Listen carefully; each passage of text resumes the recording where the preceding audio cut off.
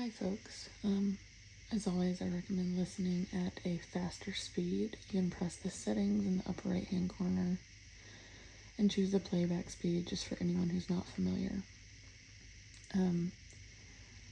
Okay, so we're picking back up, so I'm going to pick back up in the beginning of October, which is right when I got out of my false imprisonment. One thing that I want to just elaborate on from the earlier part, I believe part 55. So, for example, at the very end, I mentioned how there's one example of, for those who listened to that part, there's one example in which they did not technically break the law, and I want to elaborate on that.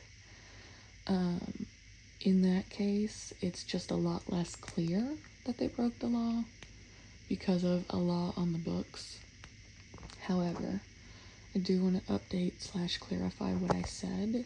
I said, quote, in that case they didn't break the law, unquote, but the fact is that the law was still broken in the sense that there's an organized criminal syndicate with multiple racketeers, including multiple racketeers within that particular psychiatric facility at all levels, particular individuals who are in the minority, who are consciously in on the rape-trafficking ring, who are not only raping and facilitating the rape of patients, but who are knowingly doing the larger work of containing the victim purposely for the purpose of continually being able to rape me in my sleep and discredit me and what have you. So when I said they didn't break the law in that case, that's not completely true. The law was still broken because it took the coordination of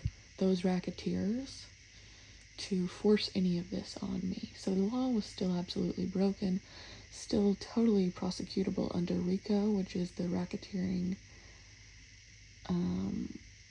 I forget what the I stands for. Oh, crap. RICO. I'm sorry, y'all. I'm so sorry, I forget what it stands for. It's the act from 1970 that was written specifically for the mafia and organized crime. Before this act, there was really no way to prosecute organized crime, which is exactly what I'm talking about. Organized criminal syndicates who are knowingly participating in criminal activity, i.e. raping someone in their sleep, drugging and raping someone in their sleep, and the other objectives of the organized criminal syndicate. So, as it relates to my false imprisonment, that's pretty much what I'm going to share publicly. There are so many other details.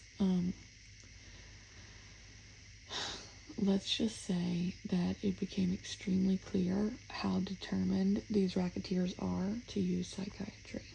So,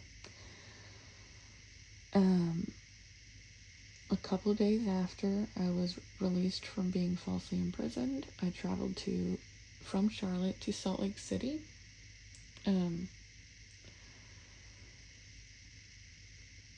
As I had someone who is totally innocent who lives there and had a place to stay there.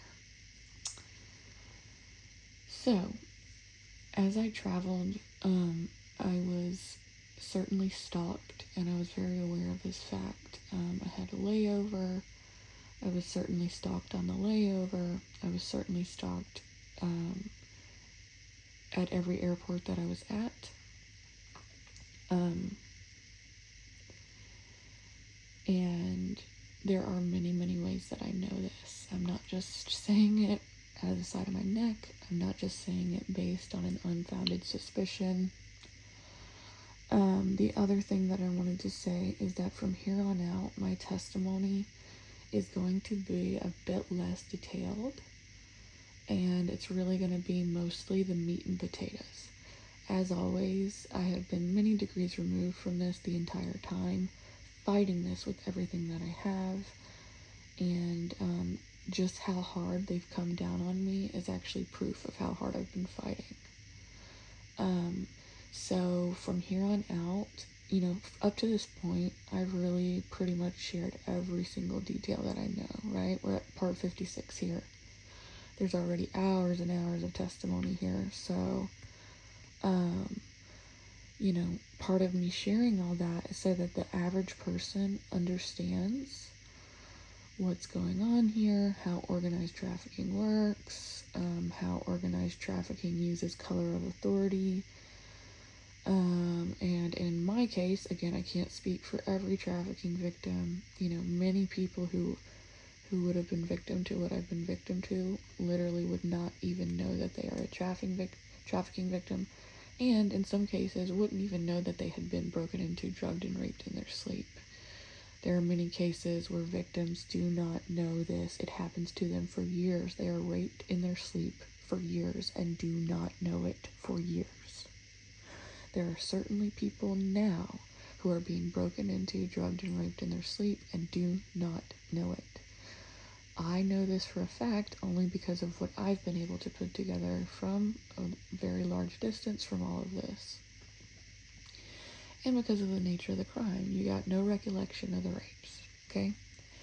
So, people are going to need a surface level. Number one, I do ask that people listen fully if they want to listen at all. I know it's a lot. Really highly encourage that. I can't make you do anything. But if you care about trafficking, if you care about organized trafficking, if you care about trafficking victims, I do ask that you listen front to back so that you have a full understanding of everything.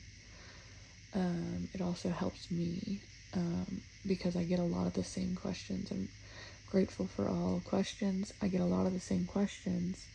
So if people are finding that they are consistently interested in what I'm saying about this, I ask that they do all that. From here on out, people are going to have a certain level of good faith in order to engage with me at all. And I'm going to be sharing a lot less of the details to those ends.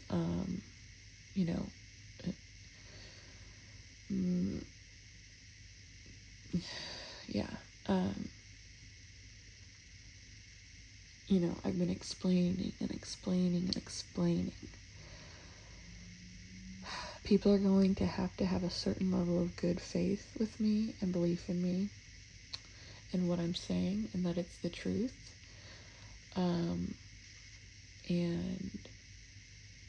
that shouldn't just rest on explaining and or over-explaining. I don't regret anything that I've explained or shared so far, but I'm just letting y'all know I'm going to be sharing a lot of the details, the important details.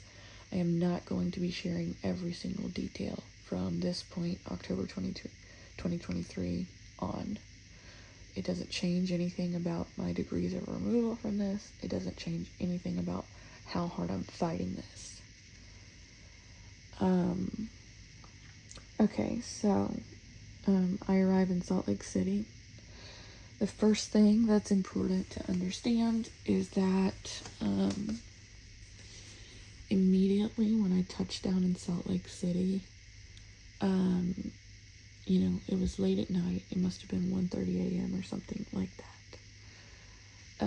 I walked out of the airport, and, there were 3 or 4 Lyfts/Ubers. Now, remember, my attackers are watching my phone. I know they're watching everything on my phone.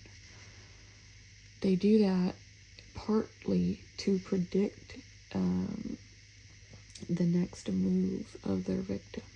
Again, you do not have to be within the U.S. federal government to do this, though many of them are. Theoretically, there are private traffickers within this private security stuff and InfraGard and other similar organized trafficking rings who have the software to be able to watch every move, every keystroke on someone's phone, and similar, even if they don't have the government clearance to do so, etc. They do this totally illegally. And, of course, some of the ones who do work in the government are doing this totally illegally as well, but that's neither here nor there. So, for example, I had been taking lifts pretty consistently for the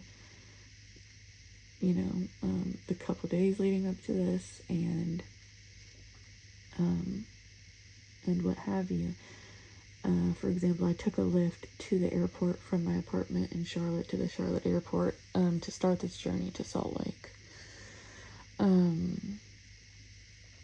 When I got out of the airplane, walked out of the airport, there were 3 or 4 Lyfts / Ubers, and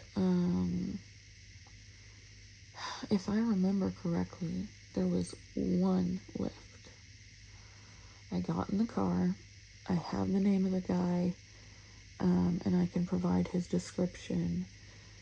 I, myself, based on everything I've investigated, I am 100% certain that this man is in on it, in on the program in general, and specifically in on,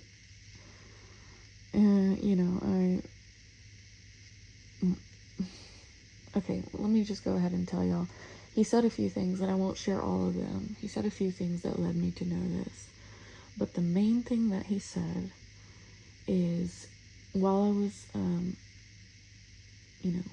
taking the lift from the airport to the place that I was going to live, is,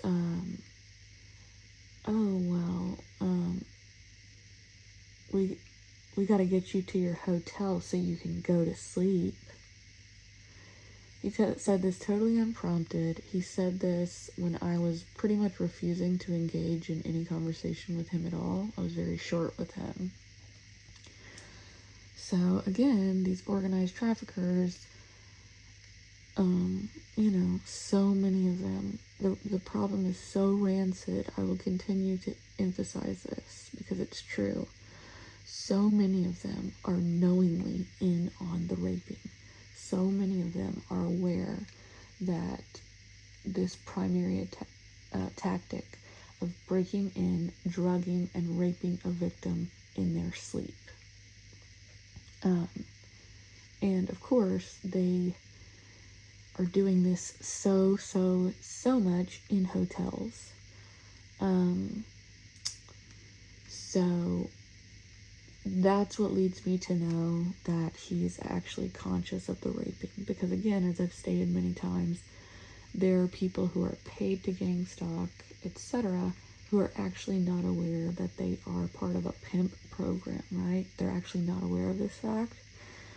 Now, I maintain that many more of them are aware of this fact than you would think.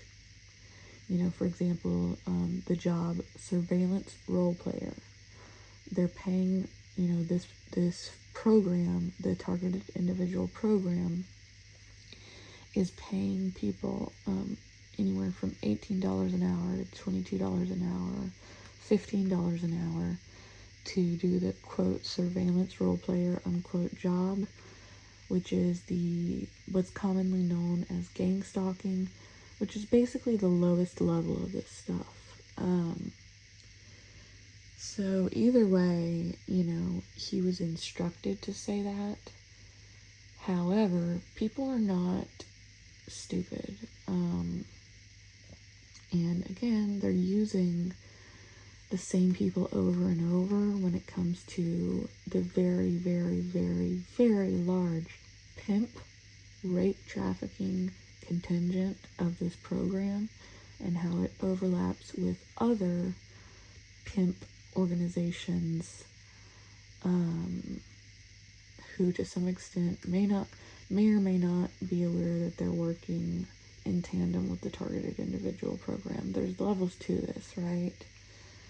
So what we're dealing with when we're dealing with someone like that who's saying these specific things is a higher level gang stalker, most likely a level above gang stalker. We know that, don't take my word for it. Do your own research if you care about rape trafficking. Many rape trafficking networks make use of and, you know, have on the payroll employees within hotels, employees within hospitals, employees within Lyft and Uber and cabs who actually do know that they are participating in rape trafficking because they are profiting directly from it. They're keeping this secret. So there's so many different levels to this and what have you. I got out of the car. Another important detail about this is that we were followed in the lift. There was no one on the roads. So not only am I certain that this man was sent for me, who was driving my Lyft, we were followed by certainly one, but 99% sure two other vehicles on the road, all the way up to the building where I was to be living. Now, let's see here. You've got to understand that up to this point, I knew the FBI was involved. However, I was not aware of the targeted individual program. I was not aware of the fusion centers and the more advanced knowledge of what's really going on here.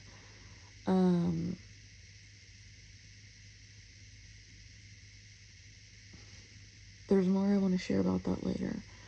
In the interests of staying on topic, you've got to understand from my perspective, and the truth is that this is a pimp program. So I am knowing for a fact that I am just trying to live my life.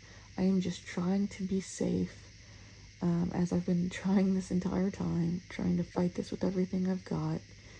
And so, when you're being followed, clearly followed and stalked everywhere you go by multiple people, totally surrounded by the stalkers, by the pimps and those doing the bidding of the pimps, it functions to intimidate me, right? Anyone would be intimidated, especially when you know that the people stalking you are rapists and pimps, because they are.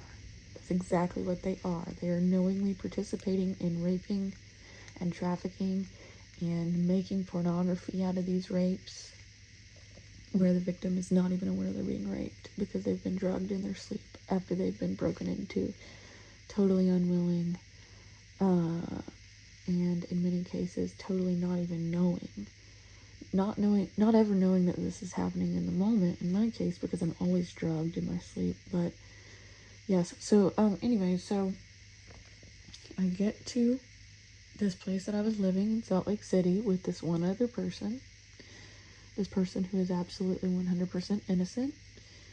And so once again, I'm just trying to live my life, right? At the time, I did make the decision to pretty much stay in the house. I won't go into huge amounts of detail about why I made that decision, but it was a justified and reasonable decision at the time.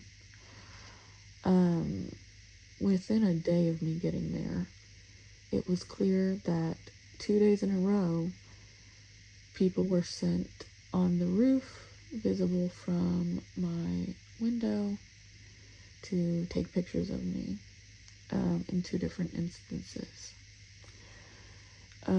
Definitely tied to this rape trafficking program. During the month of October 2023, I was broken into, drugged, and raped in my sleep at least 3 times that I'm aware of. Now, with that being said, it did take me a month to put together that these 3 rapes had happened. At least 3, potentially 4, throughout that month. How did I figure out that these rapes had happened? I've shared this so many other places,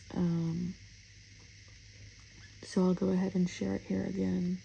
I don't mind sharing this because I think there's more to be gained. from sharing this particular detail than to be lost. So again, when you're being raped in your sleep after forcibly drugged, you are not aware of what's happening. You are blacked out. Someone who is watching the video of these rapes is not going to necessarily know that. But because you're not passed out or unresponsive necessarily, because the drugs that they are using in my particular case do not do that. Instead, they black you out to where you appear awake, but you are actually not. You're totally unconscious because you have zero memory of it after the fact. How did I know that I had been raped? Well, a couple different things. First off, the last rape of that month, the people who broke in, drugged, and raped me in my sleep left semen on the sheet, brown stained semen. It did take, again, it's brown stained, and I'm sorry to be disgusting, but this is evidence, and I have pictures of it. The semen is brown stained because they always rape me anally. So it has the consistency of semen and everything else, but it's mixed in with brown. Sorry to be gross, but this is just the fact of the evidence, so I have to share it. It took me a couple of days to find that huge semen stain because they were smart enough to at least, well, I don't want to give them too much credit. They were scared enough to get caught that they moved the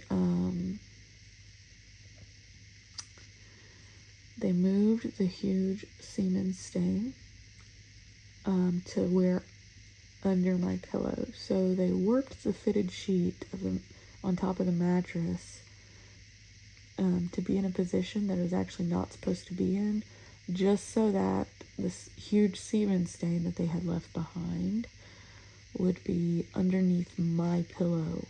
So that's why it took me a couple of days to find that. Of course, when they broke and drugged and raped me in my sleep, the spot of the sheet where that semen stain would have been right underneath my body, obviously. And then they moved it because if I wake up the next morning and I see it right underneath my body,